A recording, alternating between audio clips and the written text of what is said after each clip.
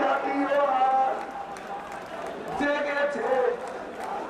তাও আজ আমি বলে দিলাম, যারা বলেন 7 তারিখে ভোটার আনবে না, 7 তারিখে ভোটারের লম্বা লাইনে ছেলেদের চেয়ে পুরুষের চেয়ে নারীরা বেশি উপস্থিত হবে। ঠিক আছে, সবাইকে বিজয় শুভেচ্ছা। আর কথা বলে আমি আজকে আমাদের নেত্রী বিজয় শুভেচ্ছা আপনাদেরকে